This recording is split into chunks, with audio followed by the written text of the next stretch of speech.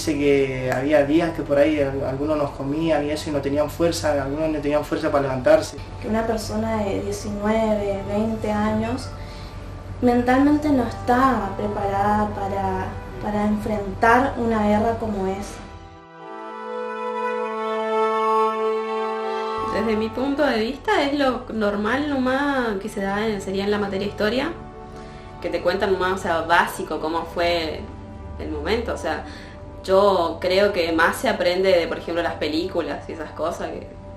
Vino un excombatiente a hablar un poco de lo que fue la experiencia de la guerra para él y fue un momento, lo que él nos contó fue un momento doloroso pero bueno a la vez, como que sentir que luchás por tu país. Me costaría, ¿no? Es una decisión muy arriesgada, ¿no? Pero sí, por la patria sí iría. Que iría sí, pero me parece que sería más empujada.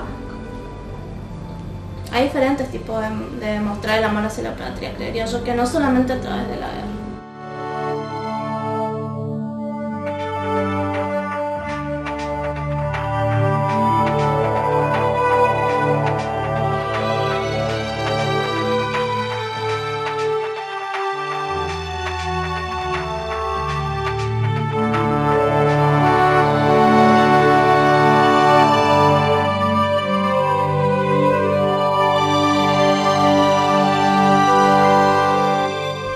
Malvinas sabemos que son varias etapas. La primera, una de euforia, porque se hizo la recuperación en una forma magnífica, con mucha euforia en todo el país, no solamente en la isla. Entonces ahí todos con un ánimo muy elevado. La segunda fue la de la guerra propiamente dicha, a partir del 1 de mayo, el primer bombardeo, el primer ataque británico ya sobre la isla, y que duró hasta el 14 de junio. Y la tercera etapa es la post-Malvinas, algunos días en la isla y después acá en el continente, y que dura hasta el día de hoy. Tenía 19 años, 18, y no podía ir a ver al cine una película condicionada que la protagonizaba en ese momento Isabel Sarli, pero sí estaba ya preparado para portar un arma y quitarle la vida a un ser humano. Para mí es todo Malvinas, para mí es todo, porque ahí está el resto de mi hijo.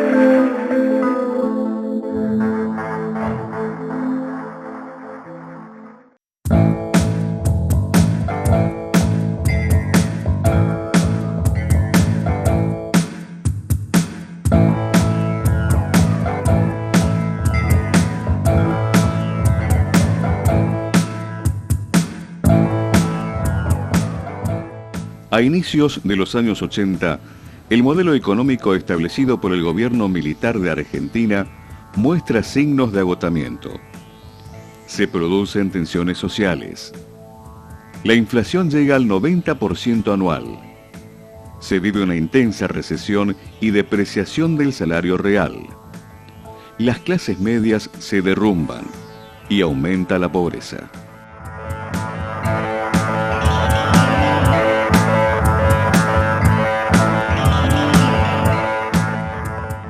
Esta situación de crisis provoca el alejamiento del presidente de la Junta Gobernante, Jorge Rafael Videla. En su reemplazo, asume Roberto Viola, quien meses después es destituido, y lo sucede Leopoldo Fortunato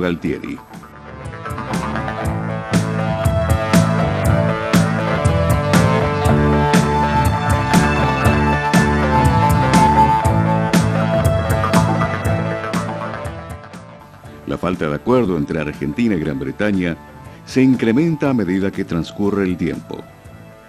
El gobierno militar tiene determinado su objetivo, desde fines de 1981, de invadir las islas.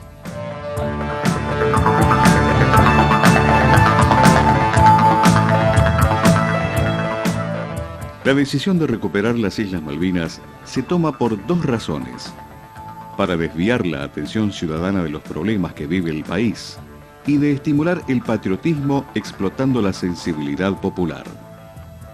Así, se pretende recuperar el crédito ciudadano perdido, asegurándose perpetuidad en el poder.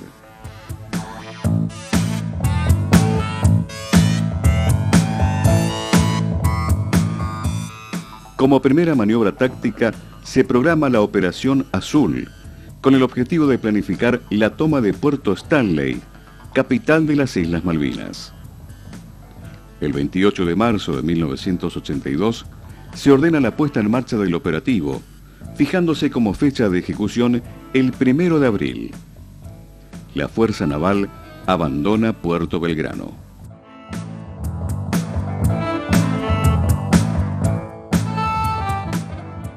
Para el 30 de marzo, la CGT convoca a una huelga general. Nutridas columnas de trabajadores convergen en Plaza de Mayo.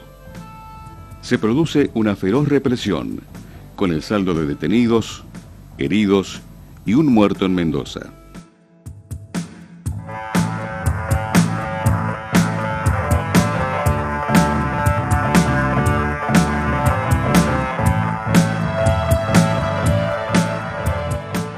El 31 de marzo se corta toda comunicación con el continente y el código cambia de Operación Azul a Operación Rosario.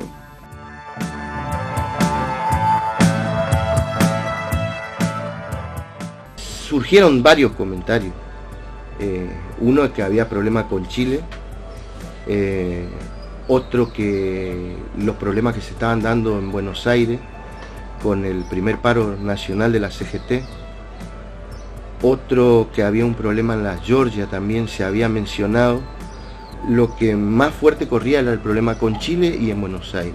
Nadie sabíamos nada qué pasaba, pero era distinto porque teníamos que los cargadores ya con proyectiles de verdad, sable, bayoneta, otro tipo de vestimenta, hasta que el 29 de marzo nos embarcan en camiones, nos llevan a Puerto Belgrano.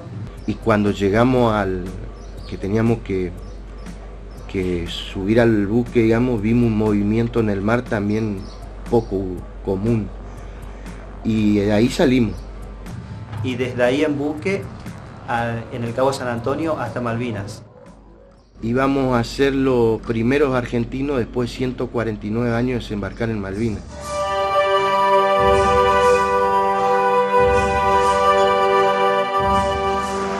Nuestra misión es la de desembarcar en las Islas Malvinas y desalojar a las fuerzas militares y a las autoridades británicas que se encuentran en ellas. Eso es lo que vamos a hacer. El destino ha querido que seamos nosotros los encargados de reparar estos casi 150 años de usurpación.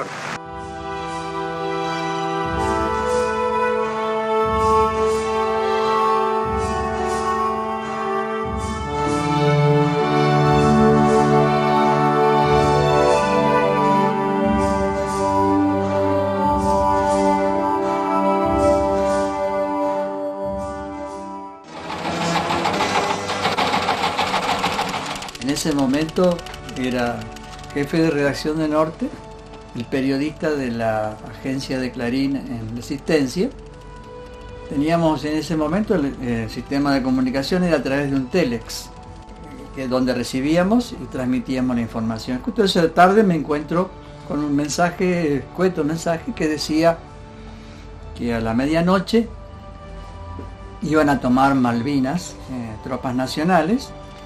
Bueno, yo una vez que hice mi rutina diaria, volví a Norte Cuando llega el director le comento la novedad, le muestro el telex, fuimos a ver los cables, averiguamos, llamamos por teléfono, etcétera, y todo parecía que era inminente. Esperábamos al pie del teletipo a ver qué novedades había, y todo indicaba que la cosa iba a ser así.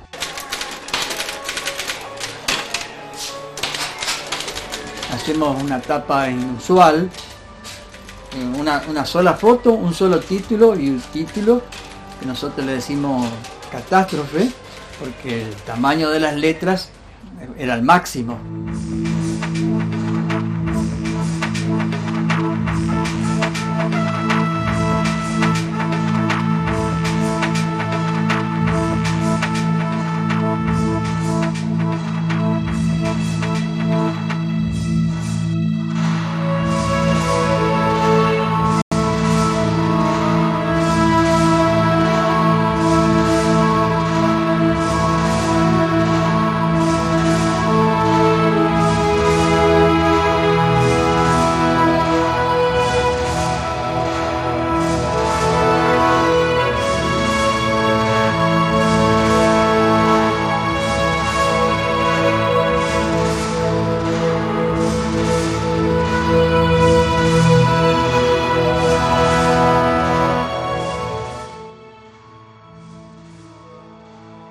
Llegamos a la ciudad y ahí nos encontramos con los comandos trasladando el cuerpo de Giachino, que había caído muerto en el intento de ingresar a la casa del gobernador.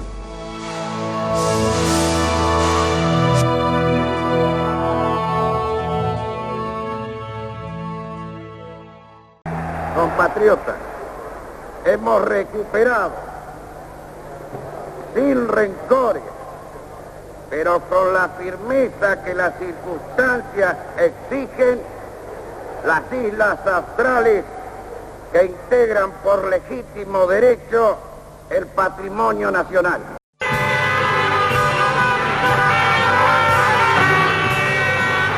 Hubo un júbilo popular, eso fue lo que pasó, digamos, inmediatamente. Lo que yo puedo testimoniar de lo que hizo Norte y Clarín, por supuesto, nosotros reflejamos al día siguiente también la repercusión, y acá, que tenía un personaje muy importante a nivel nacional como era Diolindo Felipe Vite.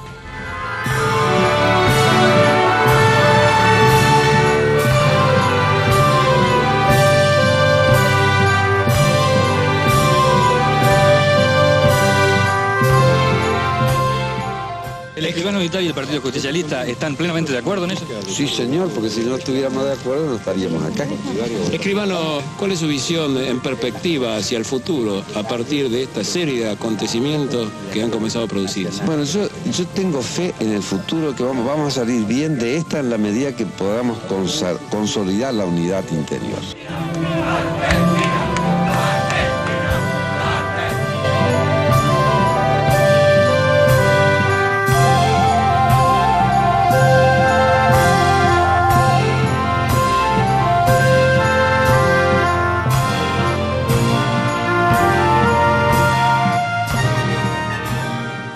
El día 2 de abril, el jefe de grupo nos dijo, bueno, le tengo que dar una noticia, Argentina ha recuperado sus Islas Malvinas, después de 149 años. Así nos enteramos los pilotos de combate de la 5ª Brigada. Cuando estaba a punto de salir de baja, nos fuimos todo al aeropuerto, me acuerdo bien, a un avión, le sacaron todos los asientos y de ahí nos fuimos a Malvinas. Tengo que confesar y decir que yo no creía en la guerra. A mí me parecía todo como un paseo, porque y todo era tan nuevo, tan para descubrir, ¿no es cierto?, que me olvidé casi de la guerra. Ya estaba 5 meses de baja, estaba trabajando en una empresa acá, Iñigue, la empresa más grande de resistencia.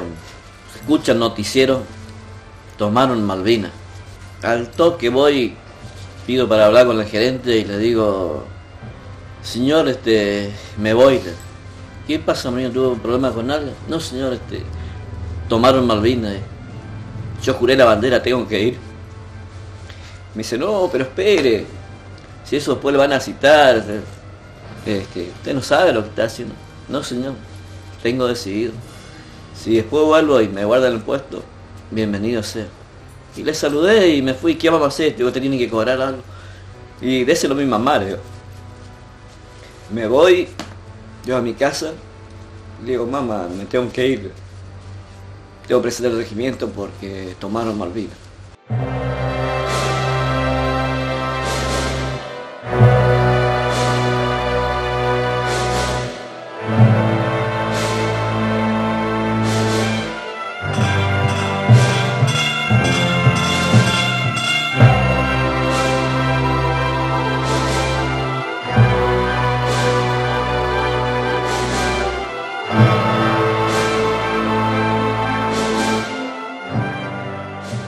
Partamos de una base que la guerra, por más que quisiéramos echarle agua bendita con las mangueras de los bomberos voluntarios, no quedaría bendecida.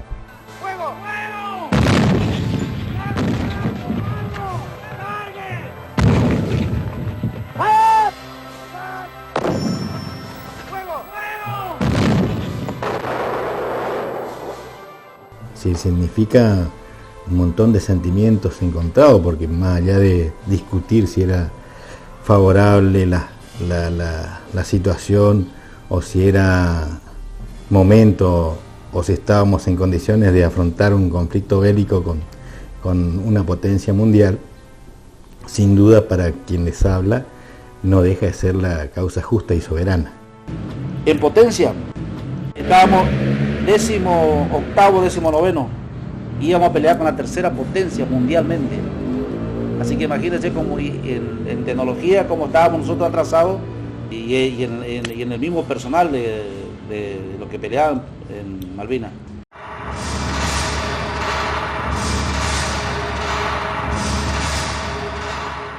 Imagínense, con la ropa de acá de Corrientes, no llevábamos pullover, llevábamos lo necesario que teníamos para el clima de Corrientes. En Río Gallego nos dieron una campera que se llamaba el Due, era lo único reforzado que teníamos. Baja el avión y están bajando los soldados en columna de uno, así la escalerilla, y se van formando en el aeropuerto abajo y veíamos que todos temblaban, entraban a abrir los bolsos, ¿qué pasa acá? Y bueno, y cuando llego yo a la puerta para bajar la escalera, me recibe el viento ese impresionante.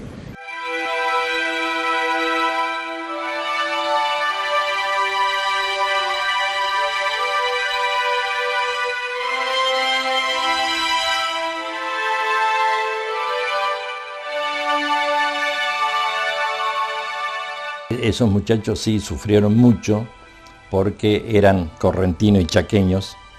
Habían salido aquí con 35 grados de temperatura ese día en avión.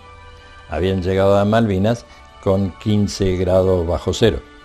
Ese día nos destinan, ¿no es cierto?, cerca del aeropuerto para luego llevarnos a un lugar que se llama Monte Challenger. Bueno, donde allí se nos produce la primera baja, tuvimos nosotros, nuestro regimiento lo tuvo allí. Una confusión de sombras de entre la neblina y allá y la oscuridad o animales sueltos hizo que hubiera disparos interfuerza, entre fuerza, la propia tropa.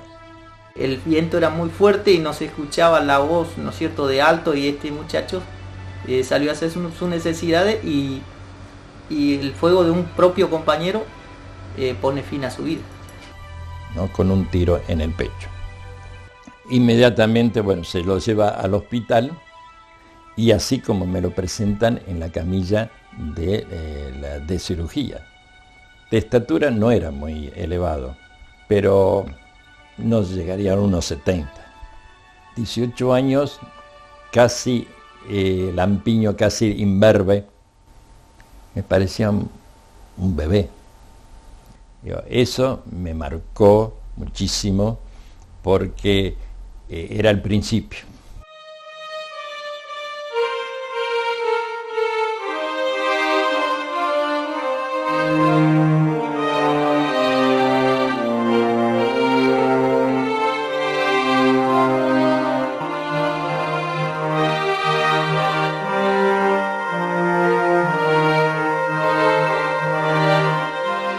4 de la mañana yo tomo la guardia, cada 2 horas hacíamos guardia, con el viento era imposible. Ya estábamos instaladísimos, ahí teníamos como 20 días ya en ese lugar. Los aviones, los ingleses ingresaban, en esa hondonada que estábamos nosotros, ingresaban, hacían un curso y iban al aeropuerto.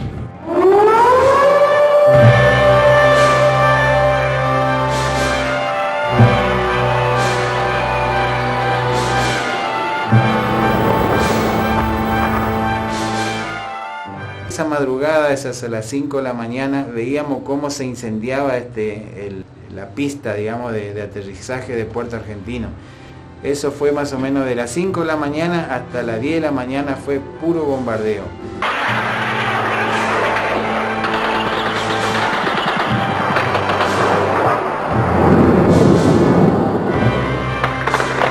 Siguen las explosiones en el aeropuerto que podrían ser originadas, además de las bombas, por los combustibles que explotan.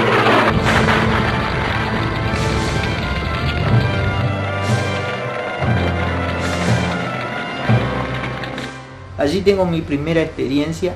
Hoy me doy cuenta de mi error cuando todos mis compañeros salen, llevan sus armas y se van a ocupar posiciones porque nos dijeron que venía un ataque. En ese momento yo le digo a mi compañero de carpa que tenía allí, le digo, quédate tranquilo, dejá, le digo, hacía un frío afuera para salir. Entonces le digo, quédate, dejá, si todos los días están diciendo que atacan y nunca atacan, si vos ves que no pasa nada, quédate ahí, vamos, seguí durmiendo. Y ahí nos quedamos. Vino un cabo primero del ejército, parece que se olvidó algo, vino corriendo y entró en la carpa, erra su carpa y entra en la carpa donde yo estaba. Y se llevó una sorpresa, porque dice, ¿quién está aquí? Y yo haciéndome el sonso, ¿qué pasa? ¿No escuchaste la alarma? No, ¿qué alarma? Están por atacar. Y dice, salga ya rápidamente, y me cazó los pies, me tiró para afuera. Entonces cazo mi FAL, mi ametralladora, y la pongo al hombro junto con mi compañero y voy diciendo barbaridades, ¿no es cierto? Enojado porque... Pero grande iba a ser mi sorpresa. Llego a las posiciones, cuando amaneció, venía saliendo el sol. Era una mañana temprano, fría, y aparecen 2 aviones Harry británicos, ¿no es cierto? Y allí bombardean la pista de aterrizaje. Una de esas bombas va y cae justo en mi cara.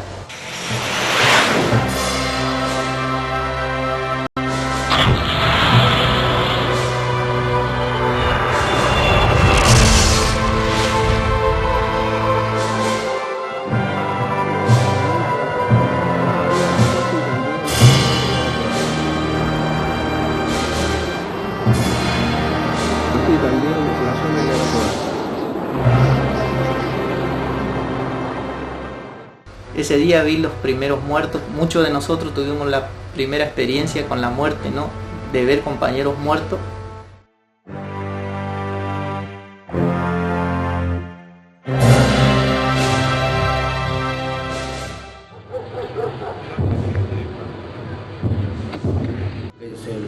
Las 3 de la tarde más o menos, que estaban bombardeando los ingleses, y estábamos a 100 metros del G del segundo jefe, y le manda al soldado Aguilera a buscar un papel. Cuando él se va hacia el G, cae una bomba y a él le mata la bomba explosiva.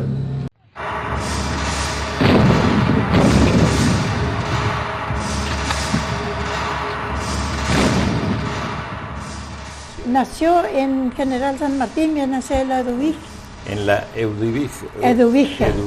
Chaco, ¿no? Chaco. En el Chaco. Sí, señor. De carácter, así en la foto se lo ve sereno. Era un chico, ¿cómo le voy a decir? Era repartido, él quería a los chicos, él jugaba. Era un chico inocente, 18 años.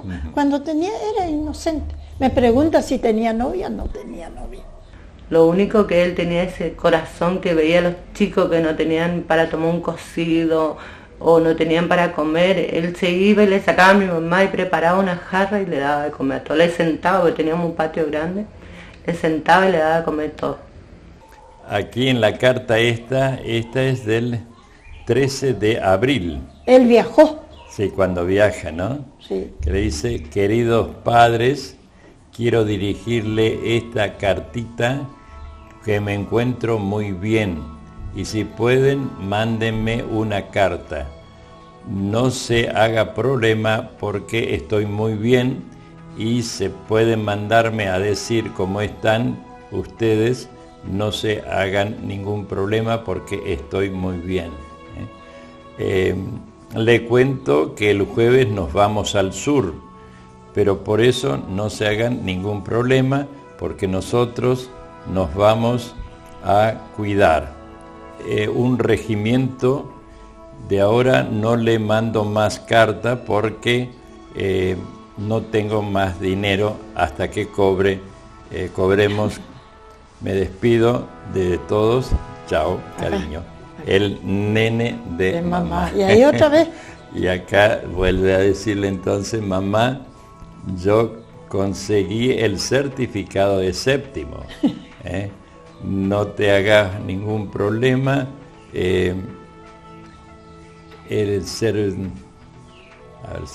Decirle al maestro porque ya lo tengo. Un beso a mamá, a papá, a todos mis hermanos. Chao. A la chinita. ¿Chinita quién? La paraguayita. La paraguaya. La sobrinita. Dos sobrinitos. La paraguayita, dice. La paraguayita. Paraguayita, sí, el papá paraguayo. Decirle, me voy dentro de 2 meses, aquí te extraño. Cuando me vaya, voy a entrar en la gendarmería. Vio que él tenía que ser gendarme. Él también quería hacer esto. No, cuando vino del servicio militar vino todo lo contrario a lo que era. Vino todo un hombre, parecía otra persona. Él vuelve en casa como de vacaciones, él tenía que ir a dar la baja en el ejército y ahí lo vuelven a convocar y ahí no vino más. Mandó 2 cartas diciendo que estaba bien, que iba a volver, que ya tenía todos los certificados de los estudios para seguir el regimiento, que no nos preocupemos, que él estaba muy bien. Bueno, las 2 cartas últimas hechas no recibimos nada hasta que nos avisaron que él falleció. Nosotros escuchábamos radio corriente, y había sido que vino un chico, Barrio el apellido, viene a la mañana y me dice, y Mario, está durmiendo, porque el cuñado de él era radiooperador de acá del Chaco. Ajá. Y él vino para avisarme, nos animó a avisarme que mi hijo estaba muerto. Bueno, pasó así, llovinaba, me dice, y Mario, le digo, está durmiendo Mario. Y después vino otra vez, después vino el ejército como a las 10 de la mañana se me presentó. No sé qué fue. Sí, ¿y qué sentimiento en ese momento? Vinieron a parar la bandera. Le dieron la bandera con... Quedó 3 días la bandera.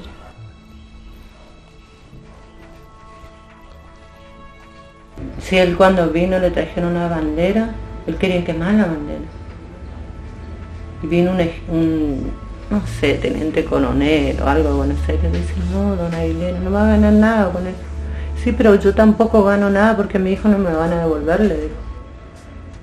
¿Para qué quiero la bandera? Y le dice, él murió por esta bandera.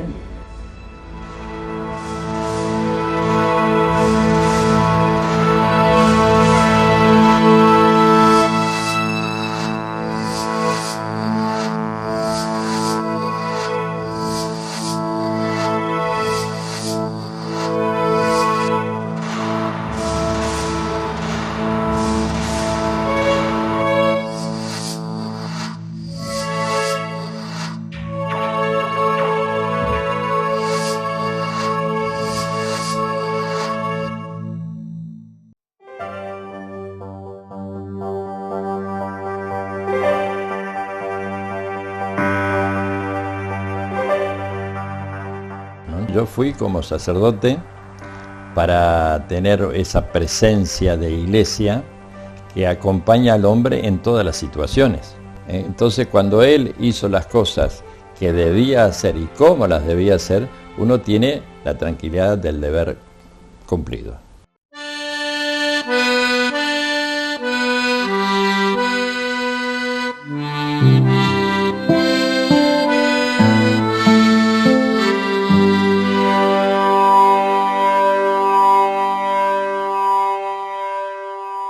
Estuve con el ex soldado muerto en Malvinas, el soldado Genaro Alberto Pavón. Fue alcanzado por una bomba donde le explotó por todo el cuerpo y perdió la vida.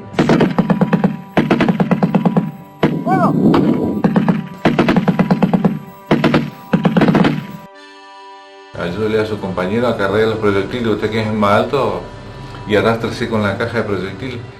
Como no sabía nada, entonces yo ponía la caja de munición en mi espalda, que tenía 4 proyectiles, y era pesado, tenía más cerca de 50 kilos, yo calculo, con la humedad de la madera, más los proyectiles adentro, y yo me arrastraba, qué sé yo, unos 50 metros con ese por una guía que había ahí, y le pasaba a ellos, y ellos cargaban, se le ponía una espoleta, algo así en la punta, y el otro el tirador, y disparaban ahí. Yo creo que ellos le habrán cerrado mal, porque yo no lo vi el otro día, porque me quedó soldado el ojo y este me quedó soldado. O sea, no vi todo un día. Y un cabo ahí, no me acuerdo el apellido, que estaba ahí de 4, me ponía hielo así, y a la noche me abrió este ojo y no veía nada. Y bueno, y después, y me dolía mucho, me ardía mucho, y después más tarde, como a las 2 horas, me hizo lo mismo con este, y ahí vi.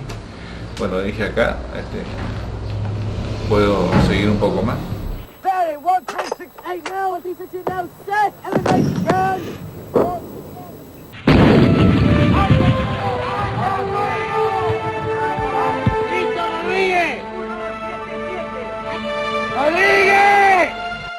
Que fuimos a minar un campo para que los ingleses no suban, y de ahí de nuestra montaña de arriba donde estaba nuestra tropa nos empiezan a tirar, y nosotros le gritábamos, le decíamos, somos argentinos, no nos tiren, y eran los ingleses. Tirábamos a la noche, pero tirábamos de balde nomás porque no veíamos, y ellos sí nos tiraban mi carpa, y sentíamos la voz de los ingleses que venían subiendo. Entonces yo le digo, vamos a disparar, nos van a matar acá si no veíamos nada nosotros.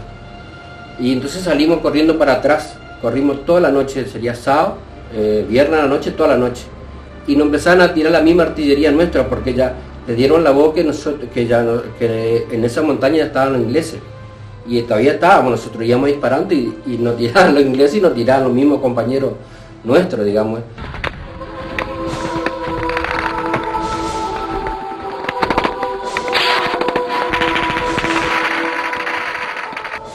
5 días sin comer, porque no es que no había, sino que no nos llegaba en el lugar que nosotros estábamos, porque no podían llegar nadie, únicamente estábamos nosotros nomás. Y bueno, teníamos ahí arriba en la montaña como 10 muertos, todos afilados uno a otro, al lado del otro, y cada día morían un compañero, los soldados con hambre.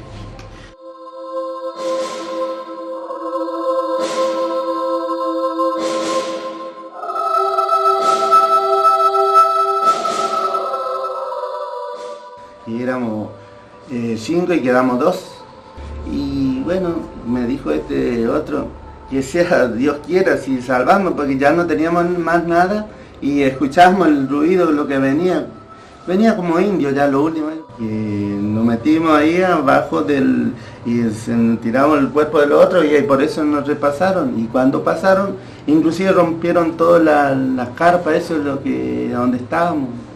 Y ¿pasaron todo correo ustedes? Sí. Y le dieron como muerto en realidad. Sí.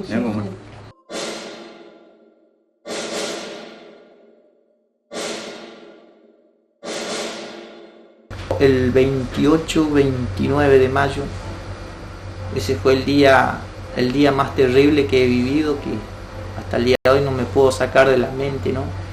O sea, me agarró un ataque que hoy llamamos pánico, como, ¿no? Un ataque de pánico.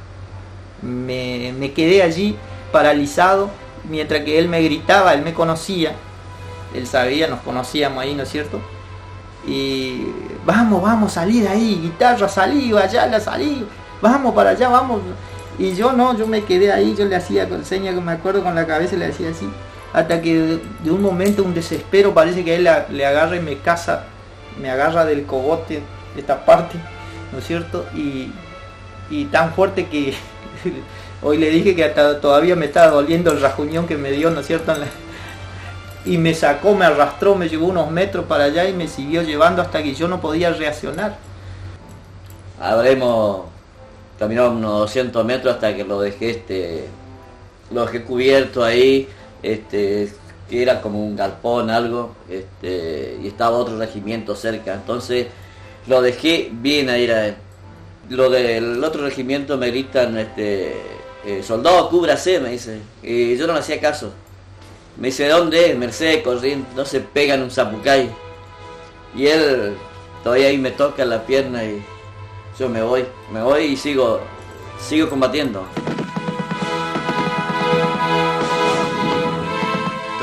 Nos mandan a primera línea por culpa mía quizás, pero era porque yo entraba, yo me escapaba y robaba, sacaba cigarrillos, chocolate para darle a ellos, para darle a los grupos que sabía que tenían mucho frío y querían fumar, querían poner algo caliente en la boca, entonces alguien se tenía que jugar. Éramos re castigados porque ahí no llegaba la comida, no llegaba nada. Un día me desvanezco, me llevaron en el rancho, me llevaron un día a que me alimenten. Que después vuelvo, entonces ahí yo ya vi todo cómo se manejaba el tema. Cuando vuelvo, tuvimos un tiempo, me vuelvo a escapar, que traje un cilindro de comida para ellos, me había ido con Chanampa.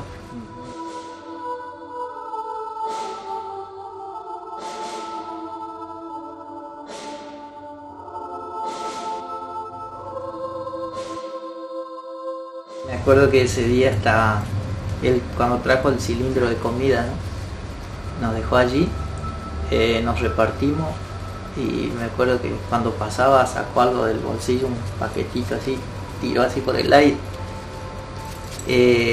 Era un pedazo de panceta de chancho, ¿no? Y un atado de cigarrillo ahí adentro. Era para nosotros, el grupito que estábamos allí. Me acuerdo yo que bueno, yo tiré el cigarrillo allá y guardé la panceta. Y a la nochecita la comí. Y eso es tan salado. Y parte de la madrugada tenía una sed loca. Y no teníamos agua porque allí el agua no. Y como lloviznaba, ¿no es cierto? Entonces agarré la carpa y le puse así.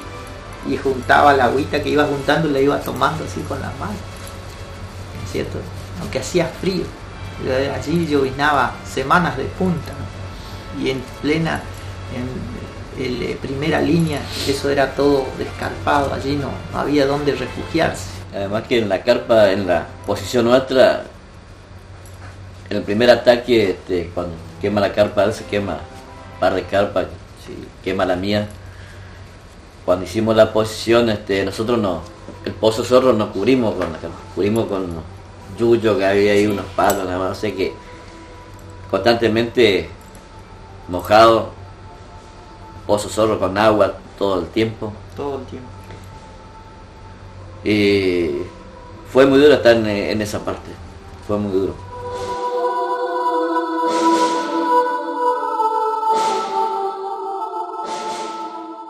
Pero me quedó después todo este tiempo, ¿qué pasó con él?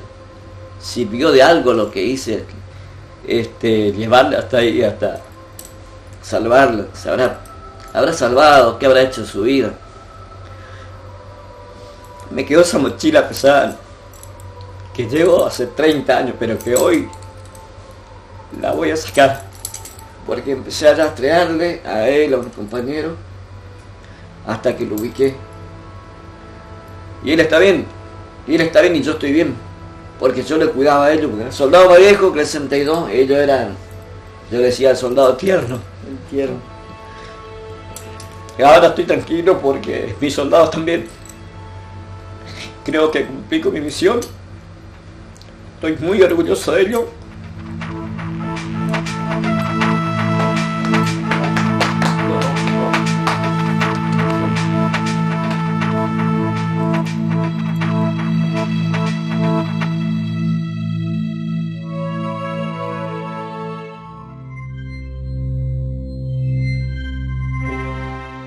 olla era el casco que me cubría la cabeza. Yo ahí cocinaba la oveja, le enjuagaba con la carne con el agua del mar cuando subía la marea, y cuando bajaba la marea nos poníamos a juntar pescaditos chiquitos que quedaban en las tiras de la trancada.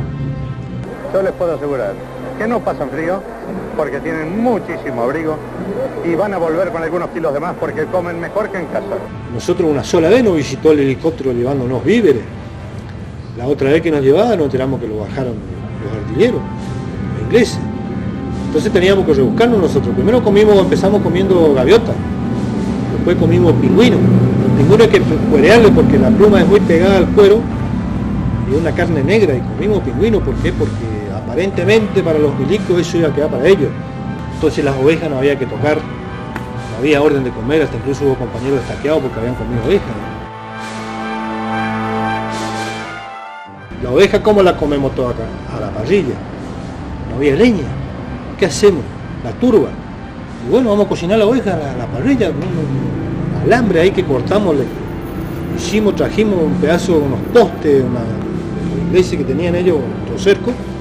Con la turba hicimos fuego, hicimos la oveja a la parrilla. Le pusimos del lado de la costilla porque primero se cocina al lado de la costilla, todo asado, todo lo que sea. Cuando le dimos vuelta, uno dijo, bueno, el riñoncito me toca a mí. Y comió, no, pará, no coma, que vamos a comer, se está cocinando. No, pero el riñoncito está, ya se va a quemar, se va a secar, y cazó el otro. Y cazó el otro, y nos prendimos todo y comimos la oveja cruda. La mitad nomás se cocinó. Y después dijimos, no se puede, así no se puede comer así, una vergüenza que somos caníbales.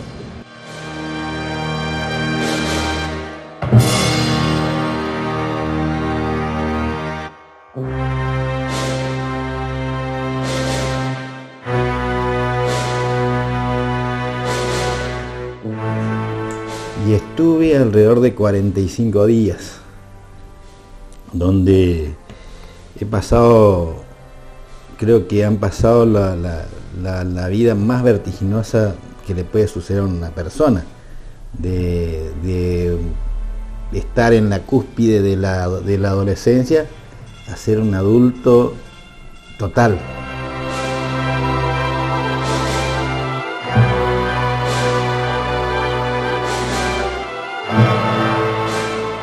Yo me enteré que mi hermano estaba en Malvinas a través de la televisión, en un programa que se llamaba 60 Minutos. Mi vida cambió muchísimo desde ese momento. Nos sentíamos muy solos porque no teníamos papá, ya no teníamos mamá. Y yo decía, no puede ser que nos pase esto, un hermano en la guerra. Por favor, Diosito, ayudando. Y ahí todo el tiempo, pidiendo por mi hermano. Y era trabajar y llorar todo el tiempo y venir atento a las noticias.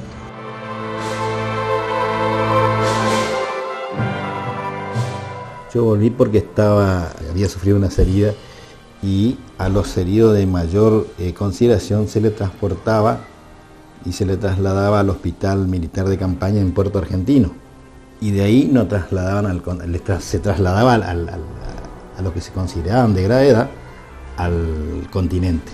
Tomé una iniciativa de decirle a mi tía, una hermana de mi mamá que vivía en Buenos Aires, que me esperara, porque yo no sabía tampoco cómo me iba a encontrar con mi hermano. En ese entonces veo un auto negro, era la señora Amalia Lacroce de Fortabán, la que estaba. Yo no la conocía, para mí era todo nuevo.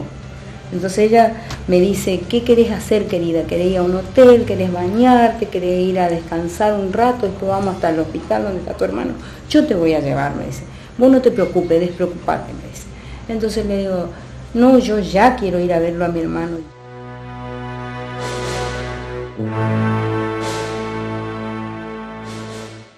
La señora de Fortabá tuvo mucho que ver con la vida de mi hermano. Desde ese momento cambió muchísimo también la vida de él. De una guerra al cambio que hizo, lo que la señora colaboró con él en regalarle la casa, en estar siempre atenta. Fue la madrina del primer hijo de él y siempre estuvo en contacto con él.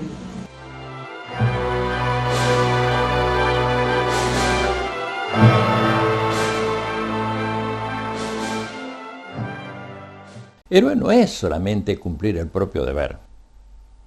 Héroe es aquel que hace su deber y da un plus.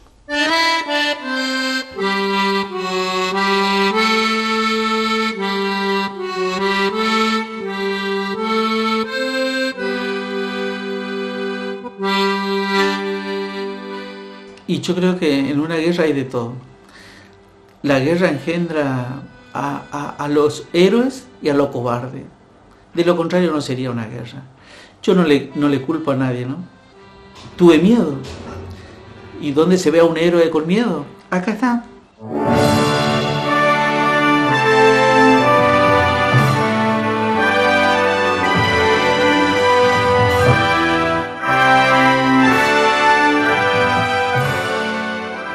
Yo tenía miedo y decía, no, pero no puedo avanzar. Eso era un infierno de trasante, había fuego de mortero, era de noche, era realmente un mundo de luciérnaga, la trasante de los ingleses. Yo no puedo meterme ahí. Pero había algo adentro mío que actuaba en forma contraria, porque yo tenía miedo y había decidido por momentos no hacer esa misión. Pero me encontraba caminando hacia la misión, digamos. Y eso son cosas que después uno con el tiempo empieza a analizar y digo yo, hay algo que tenemos adentro, una fibra, y bueno, que no nos podemos dar el lujo de abandonar a un compañero.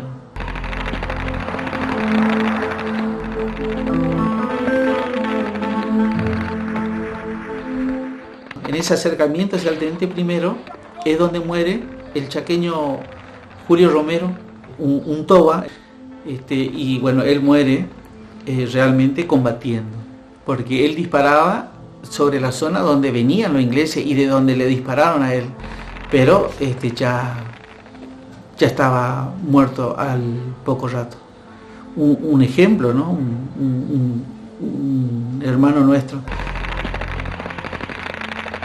Y después tuve que seguir avanzando hacia un desfiladero donde tengo, digamos, otro combate con un inglés, oscuridad, bengala y trasante. Y fue un momento muy sangriento, ¿no es cierto? Hasta que un poco más arriba veo que había un hombre que estaba detrás de unas piedras combatiendo, como decimos nosotros, a lo loco, ¿no? Tirando por todos lados con su fal, y era el teniente primero Echeverría, donde he alcanzado por 3 disparos juntos en la pierna. Ese es el momento en el que yo le llego, digamos, y él me pregunta quién soy, y le digo, el cabo Baruso, y le vengo a llevar. Y me dice, él, no, andate, Baruso, déjame morir a mí, yo estoy en paz.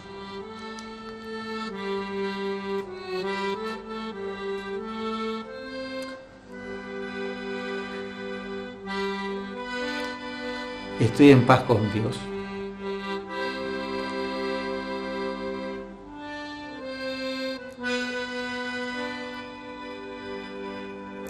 Me pidió que me alejara, que lo dejara ir. Y entonces yo saco mi cuchillo y le corto el cordón que tenía la chaquetilla acá adentro, y le empiezo a hacer un torniquete en esta zona. Y así, a lo largo de esta operación de repliegue, digamos, he alcanzado por 2 disparos más. Me meto entre las piedras y doy una vuelta para ver con el visor cómo venían los ingleses, cuál es el camino a seguir. Y cuando vuelvo encuentro que había un enemigo cerca de él, y bueno, le ataco con mi cuchillo.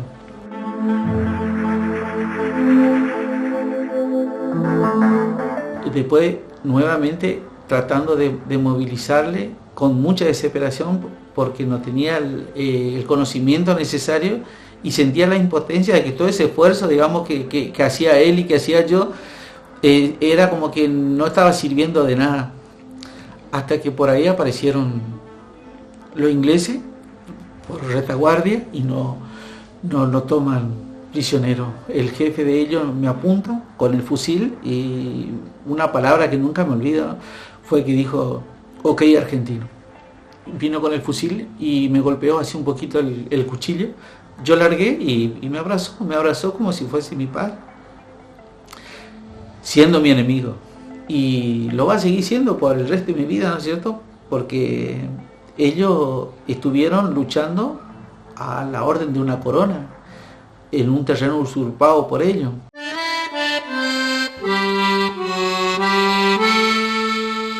Los ingleses lo primero que querían era curarme a mí por la cantidad de sangre que yo tenía en la ropa. Y yo le decía que no era yo el herido, sino que era el teniente primero. Y bueno, después de 24 años, el teniente primero me cuenta que a ellos lo alzaron en un helicóptero y lo llevaron a un barco, donde le prestaron sus primeros auxilios.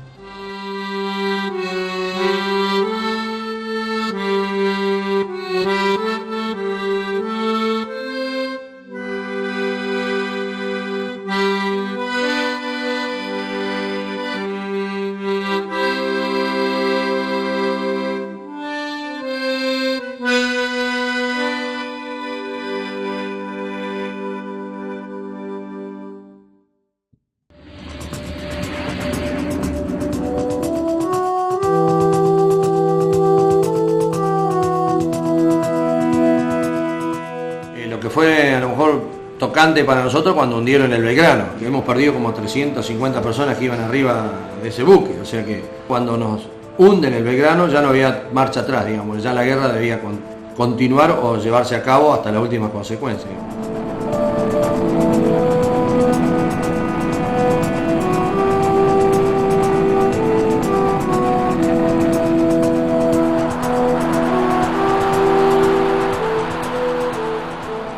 Las operaciones que hacíamos normalmente era ataque a buque, a pesar de que nos habían dicho que era muy difícil que atacáramos a buque, pero bueno, era la única manera de tratar de neutralizar el desembarco de los medios navales o los medios terrestres que venían a atacar a las fuerzas nuestras de tierra. Nosotros sabíamos que era muy peligroso, digamos. Nosotros habíamos tenido una explicación de pilotos navales allá por el 5 de abril y se acercaron a Villa Mercedes a darnos la explicación de cómo se producía este tipo de combate, porque la Fuerza Aérea no estaba preparada para el combate aeronaval.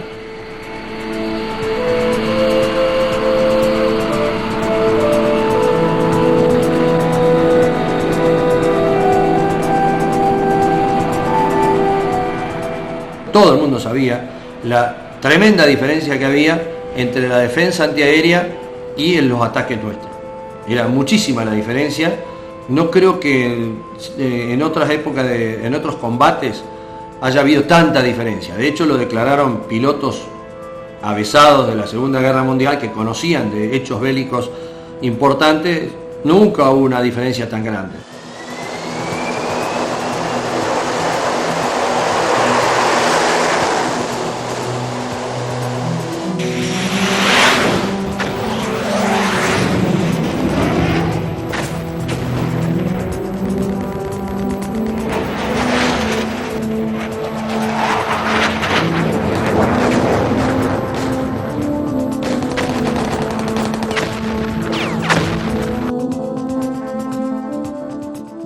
No teníamos ningún tipo de defensa, pero absolutamente ni una. Si usted me dice, bueno, tenía cañones, ni cañones a veces teníamos, porque se congelaba, se cargaba el cañón a aire comprimido y muchas veces se congelaba, no alcanzaba a descongelarse, y cuando uno disparaba el cañón como para descargar la energía de tensión y tirar con algo para asustar, por lo menos salía un solo disparo, el que estaba en la cámara, en la recámara.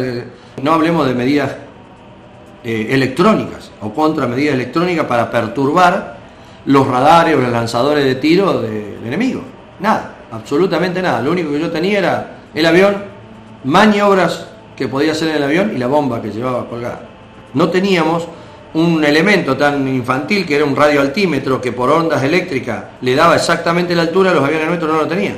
Entonces había que volar de acuerdo a nuestro entrenamiento, y mientras más bajo volábamos, mientras más sentíamos el efecto suelo del mar, ahí era donde teníamos que detenernos, porque no sabíamos la altura que volábamos. Pero volar rasante en la tierra es peligroso. Imagínense en el mar, que uno no tiene ningún tipo de referencia. Descendíamos a lo más bajo que se podía, 5, 10, 15, 20 metros del agua, tratando de sortear los radares enemigos, cosa de que no nos vieran. Y que cuando nos vieran, el tiempo de reacción de la defensa sea mucho menor.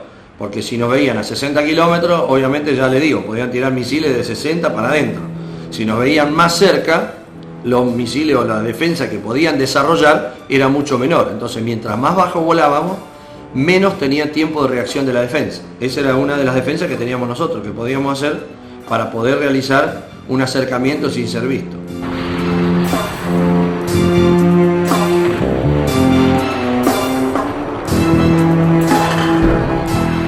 Cuando llegaba a la zona del blanco, ya ahí la tensión ya no se podía medir. Ya si de 1 a 10 ya no se podía tener 15 uno porque no tenía medición. Ahí ya estaba tensionado mirando al blanco y respirando con la mayor velocidad posible porque uno no sabía lo que podía llegar a pasar.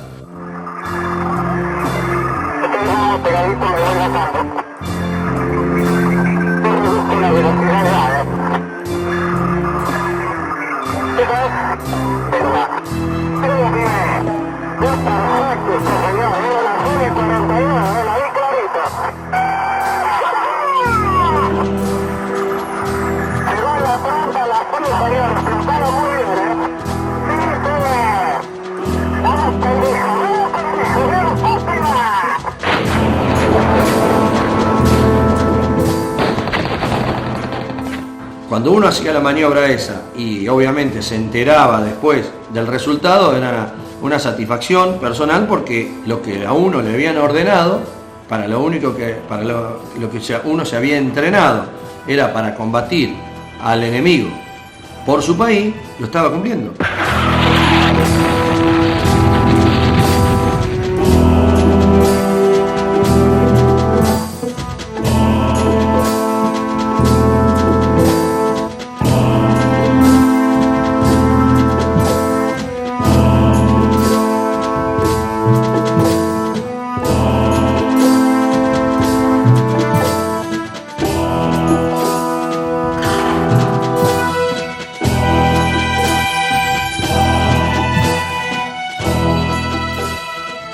Yo lo que me llevo, lo que siempre digo y admiro, eran mis superiores. No solamente al jefe de escuadrón, que era una persona mayor, ya tenía casi 50 años, que no tendría que haber volado, y él para dar el ejemplo voló y nos mostró el camino. Digo, si esta persona, con toda la responsabilidad que tiene, con toda la experiencia que tiene, con a lo mejor el background que tiene atrás, o todas las inputs que tiene atrás, que su familia, que sus hijos, me da ese ejemplo, a mí no me cabe duda que tengo que seguirlo o hacerlo mejor todavía.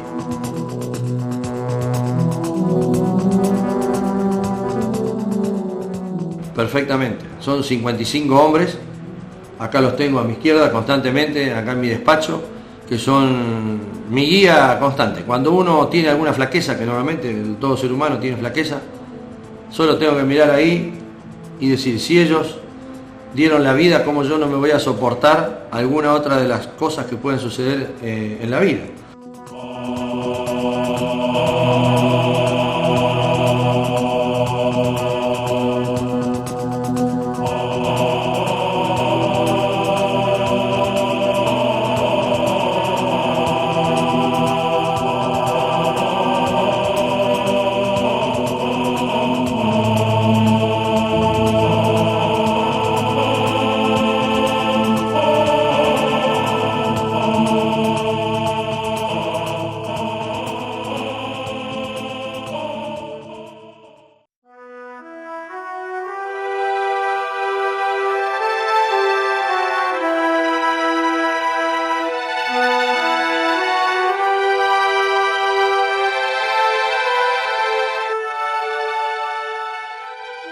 Ha sido condecorado o declarado héroe nacional a un soldado, al soldado Poltronieri.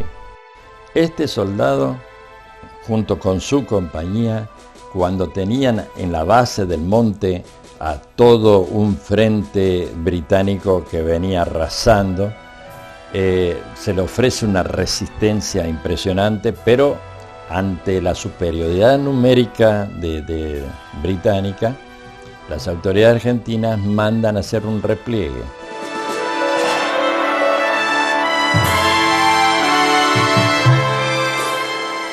Y eran como las 5 de la mañana.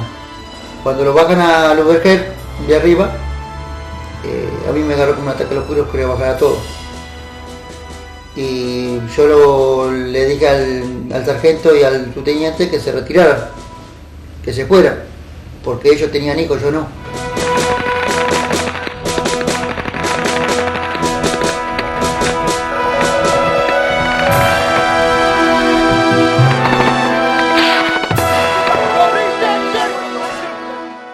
Los ingleses me tenían rodeado y como no podía avanzar, yo lo sostenía con la ametralladora y a mí me sacudían balas por todos lados, hacia arriba, pegaban en todos lados. Y bueno, fue el destino mío que por lo menos gracias a Dios no tuve ninguna herida. En ese momento no pensó nadie, vos pensás vos nomás. Sos vos y sos vos, porque depende la vida de cada uno, o la de ellos o la tuya. Porque todos tienen miedo, todos tenemos miedo. Pero cuando las papas queman y vos ves que te matan a un compañero, por ese compañero hace cualquier cosa.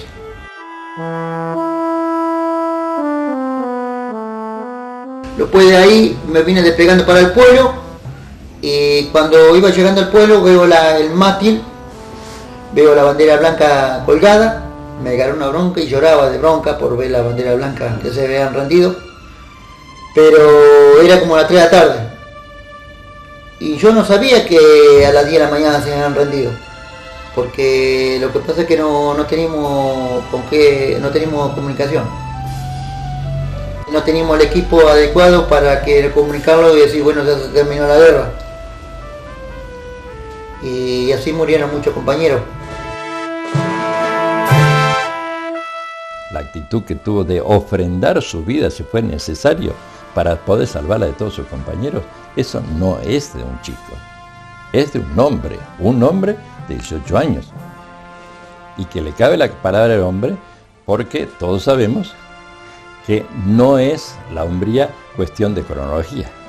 Hay hombres que son niños, pero hay niños como estos que son hombres y lo demostraron.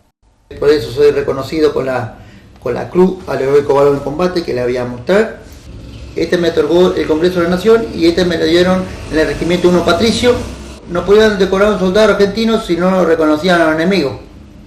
Los enemigos venían filmando un video donde yo salía con la ametralladora en diferentes lugares. Por eso me otorgan la Cruz al Heroico Valor en Combate.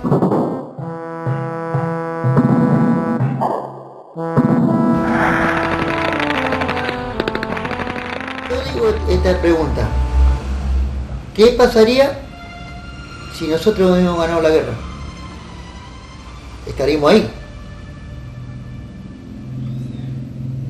Si como perdimos la guerra, lo trajeron por la puerta del costado. El hecho de haber perdido la guerra, consideramos que no fue culpa de los soldados, de última.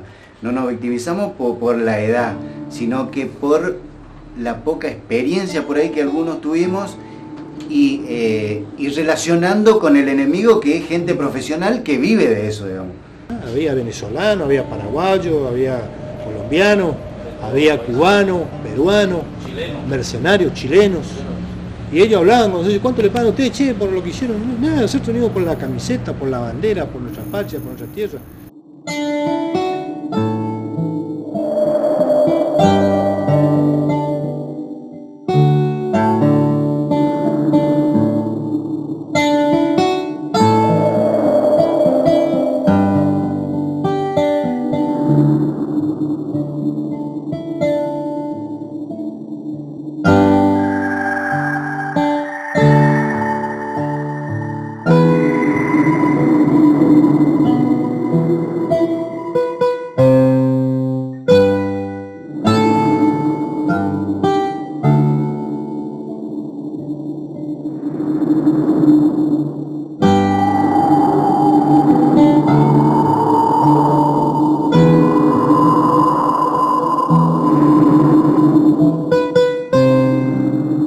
Volver y como perdedores, así entre comillas, ¿no es cierto?, la sociedad no los reconoció. los hizo culpables de la derrota. No les dio el apoyo necesario al trauma de muchos de ellos porque eran muy jóvenes y se encontraron con situaciones que sobrepasaron sus experiencias y las vivencias fueron tan fuertes que cayeron en una depresión grande. Y a decir verdad, y esto es una verdad histórica, política, social, de todos los puntos de vista que hay que decir, el Estado, la nación, aquella nación, porque la patria esa que nos necesitaba, una vez terminado, se lavó las manos y no nos apoyó en nada.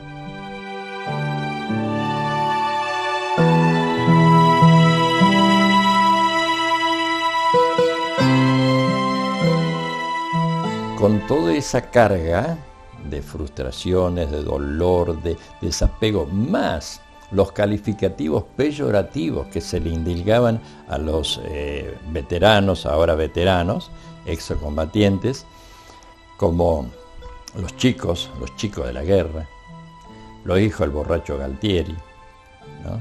Y otras así similares. Bueno,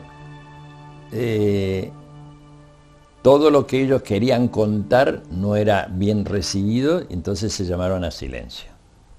Ese silencio no expresado produjo algo que se llama ahora estrés postraumático de la guerra. Se encierran, no hablan, no aguantan las maquinaciones personales y llegaron a un momento de eliminarse. ¿Para qué estoy? ¿Para qué trabajé? ¿Por qué tengo que sufrir? Y es así como en la actualidad tenemos más muertos en la post-Malvinas que durante la misma guerra de Malvinas.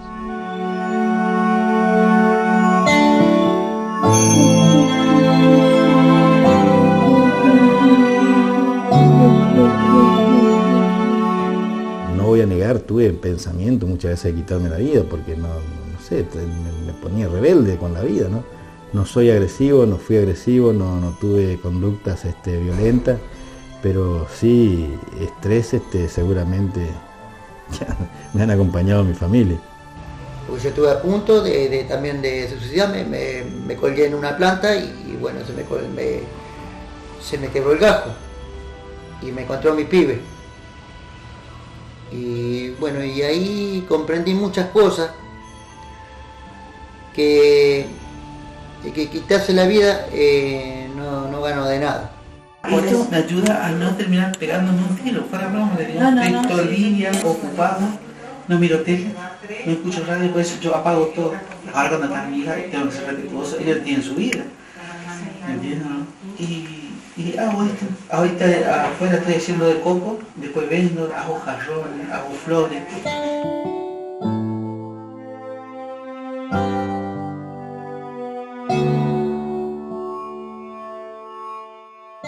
Fue un día que no dormí toda la noche, ¿no es cierto? No conseguía trabajo, se me cerraban las puertas. Y salí al acceso oeste de mi pueblo, allí en Villa Ángela. Y estuve tomando todo ese día, toda la noche. Los pensamientos no me dejaban tranquilo. No podía vencer todas esas cosas, ¿no? Nadie me entendía.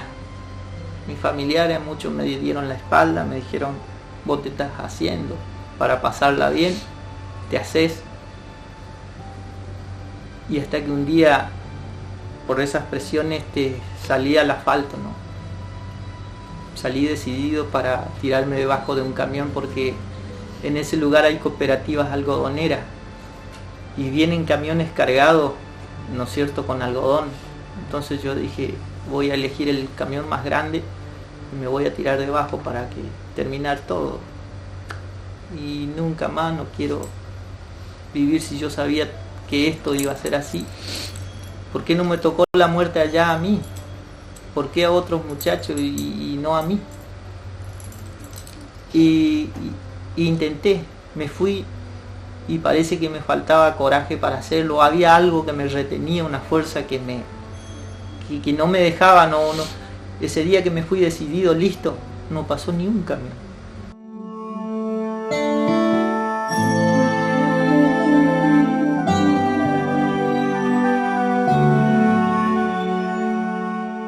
El primero de los derechos humanos tan publicitados, tan ¿no? presentados así, los derechos humanos.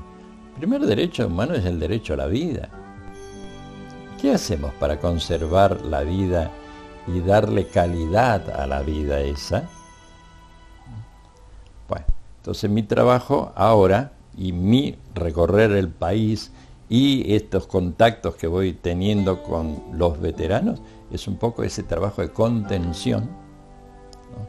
Para que terminemos, cerremos, pongamos la paz también a la tercera fase de la Guerra Malvinas. Es decir, terminemos con los suicidios.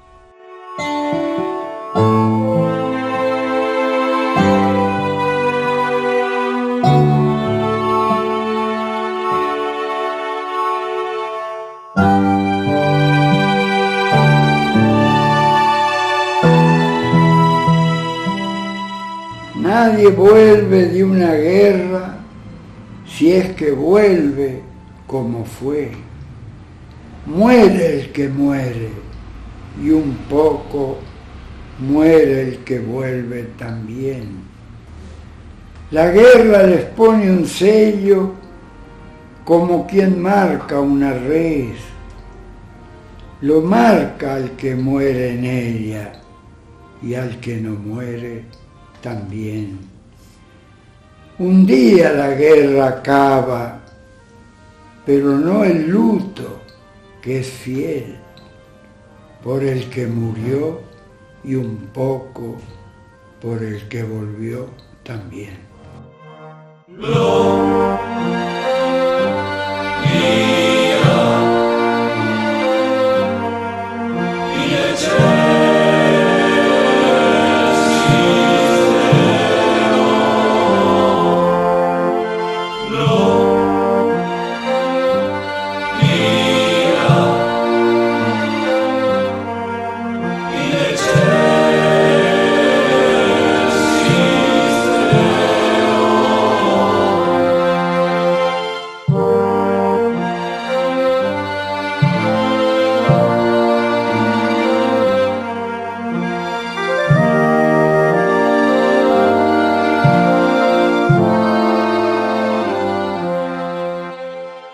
Cuando se terminan las actividades bélicas, empiezan a caer los hombres prisioneros.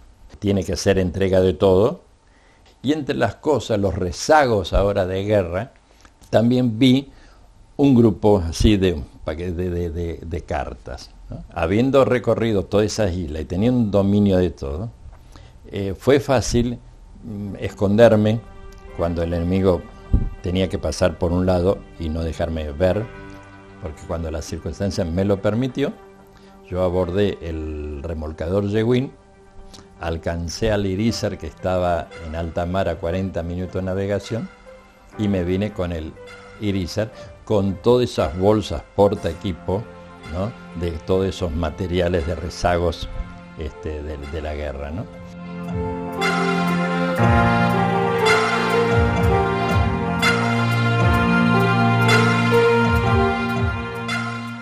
Cada vez que se me presenta la oportunidad de visitar una parte del país, veo que tengo, entonces voy.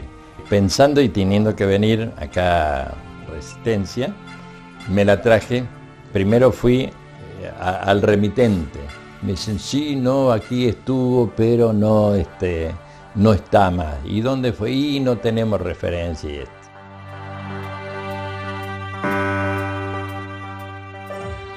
Sigo rastreando como ustedes buscan hacer los compañeros, yo también. Por ejemplo, encontré una carta de un soldado que se la mandaron allá a Malvinas y no se lo pudo entregar por la situación en que estaba.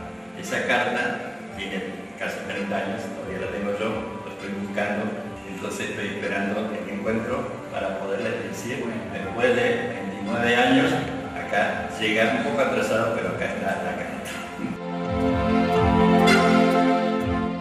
Pedí una guía del local de teléfonos. Bueno, oh sorpresa, me encuentro con el nombre, su domicilio y el teléfono. Lo atendí y me dice, mira, habla el capellán Vicente. Padre, ¿cómo le va? Inmediatamente me ubiqué quién era. Le digo, ¿cómo está? ¿Cómo anda General Roca? En cualquier momento le iba a llegar a retirar esa correspondencia, si es que la ubicó. ¿Cómo anda usted? Y me dice, vos estoy más cerca de lo que vos te imaginás. Y bueno, yo me imaginaba que él estaba en Buenos Aires o en Montecasero. Y el padre me dice, estoy más cerca de lo que te imaginás. Estoy en la iglesia María Auxiliadora del Colegio Don Bosco y tengo tu carta.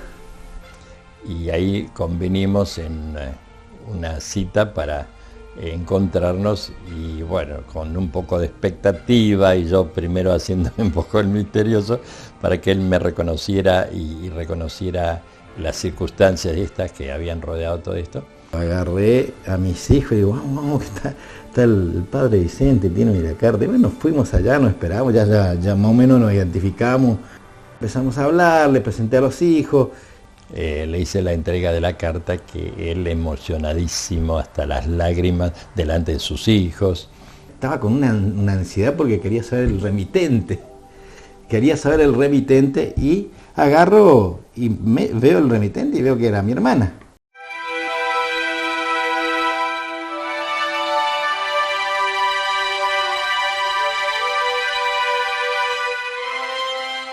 Me decidí a escribirle en el tiempo que nos enteramos que estaba en Malvinas, mi hermano, y ahí empecé a escribir cartas todos los días, era escribir y lloraba porque no quería que le pase nada a mi hermano.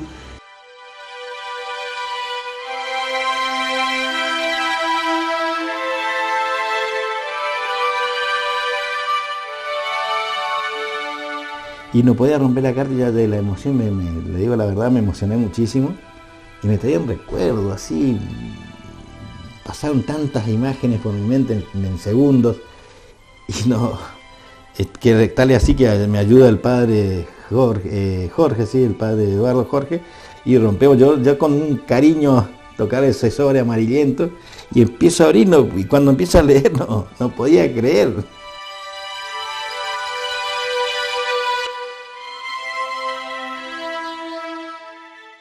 Una emoción terrible, mis hijos, todos nos pusimos, no podíamos contener hasta las lágrimas y nos estrechamos con el padre Eduardo en un abrazo que también se emocionó. Ha revivido aquellos momentos, los sentimientos de este pueblo argentino, y en este caso eran familiares de él, le mandaban a aquel momento, también otros amigos habían metido otros pedacitos de papel con saludos y eso. Fue un momento de mucha emoción.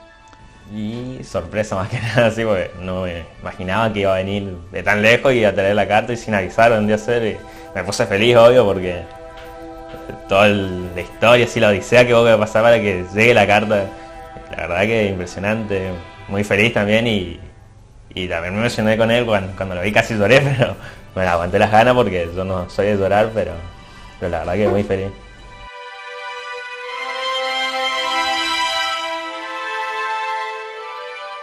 Uno, que nadie se iba a imaginar que iba a llegar una carta de hace tantos años.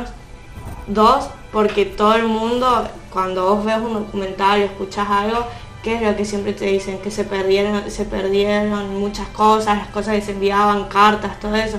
Entonces ni te ibas a imaginar que iba a aparecer. Y aparte de mi tía, que es con la tía de parte de él, digamos, con la que más afecto tenemos, o sea, todo el día estamos juntos y eso. Entonces como que, no sé, fue como volver el tiempo atrás así, y el que quería que escaneemos, quería subir al Facebook, que todo el mundo viera así, no sé, y ver la emoción que él sentía, como que nos transmitió mucha felicidad a nosotros.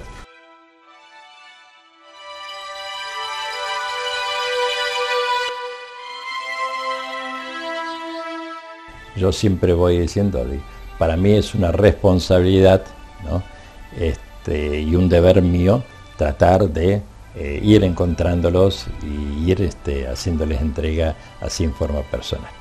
Es una verdadera realidad. Después de 28 años, 4 meses y 10 días, recibí una carta que llegó a territorio malvinense, el archipiélago volvió y volvió a manos de este padre, de este sacerdote que tuvo la deferencia de conservar todos esos rezagos de guerra, de conservar estos testimonios, que debe ser uno de los pocos que conservo y que tengo, porque no tengo otra cosa yo de lo que es la guerra de Malvinas, salvo algunos trofeos, algunos reconocimientos, digamos, tengo medallas, el diploma de honor del Congreso, el diploma de honor del Ejército Argentino, el botón de solapa, medallas, pero testimonio de aquella época real es esta carta que me marcó profundamente en mi vida.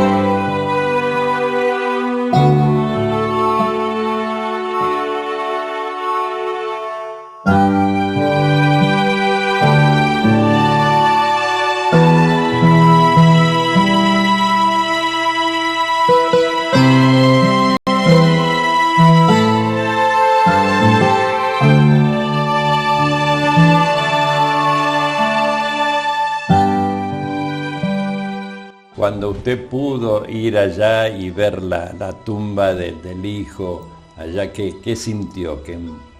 La primera vez fuimos en un Jumbo 747 que salimos a las 8 de la mañana de Ezeiza. Quedó nuestro documento en Ezeiza. Llegamos, nos metieron los ingleses en un galpón. De ahí tomamos un helicóptero y volamos 35 minutos al cementerio. Tuvimos una hora. Volvimos, llevó otro grupo y así. No había nada, no había camino, no había...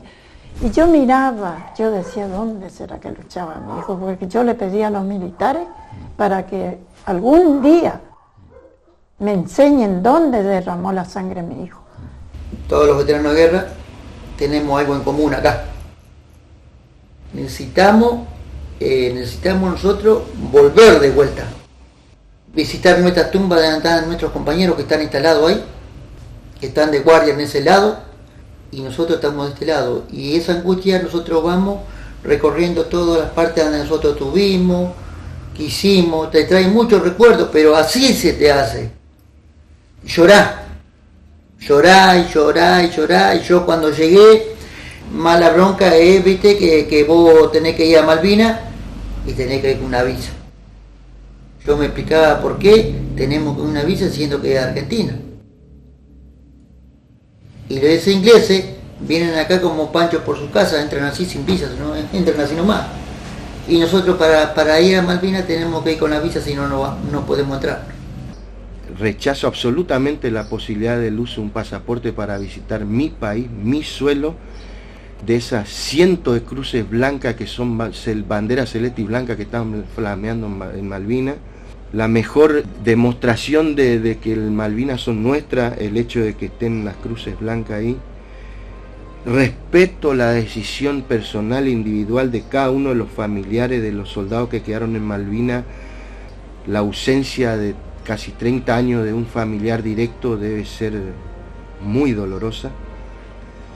Pero yo creo que Dios le dio un legado. Ellos no murieron en un accidente de tránsito ni en un asalto, ellos murieron defendiendo la patria y murieron en un lugar impensado para todos los argentinos, y están en su lugar, en donde Dios le dijo que tenían que estar, y son las banderas celeste y blanca que están en Malvinas.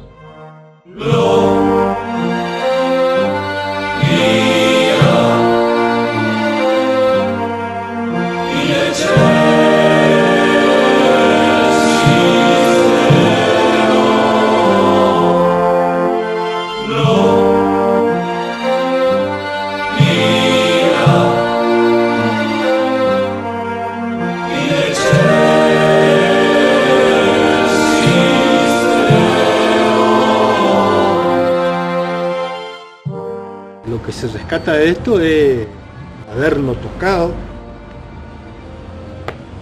a nosotros. Lamentable muchos compañeros que nos pueden contar, pero orgulloso de haber ido. Iríamos otra vez de vuelta. No sé si en la misma circunstancia o de otra manera. La idea es ir, volver. No volver de la forma que están volviendo.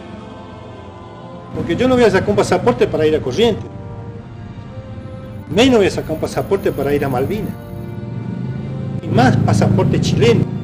Y que el Reino Unido me autorice, le autorice a los chilenos para que los chilenos me autoricen a mí a ir a Malvinas. Eso es el dolor que tenemos nosotros. Eso es nuestro. Nadie puede hacer lo que están haciendo.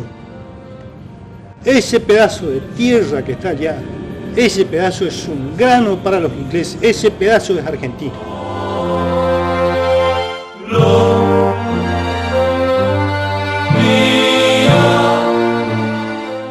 Para mí fue un orgullo ir a defender a mi patria. En esa edad, tenía 19 años ya cumplido, que había cumplido el regimiento, cumplí mis 19 años, salí de baja.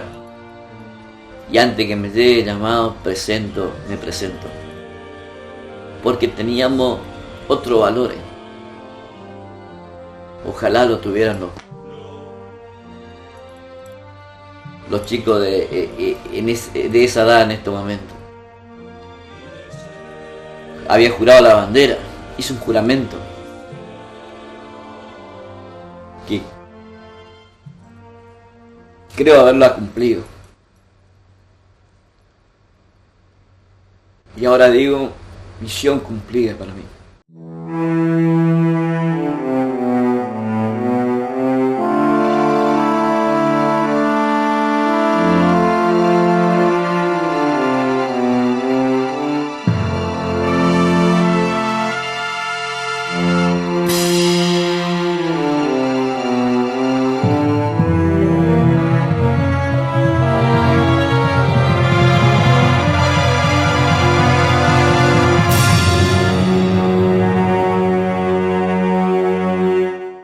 Les juramos, compañeros,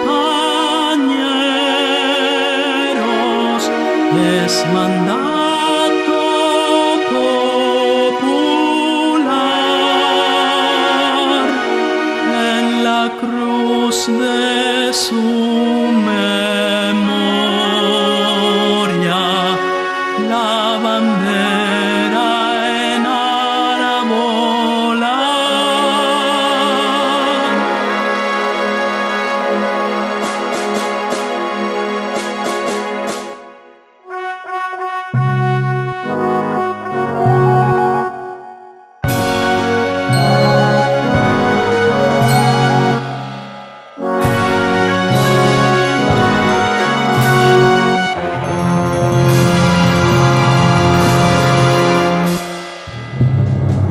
Su blanco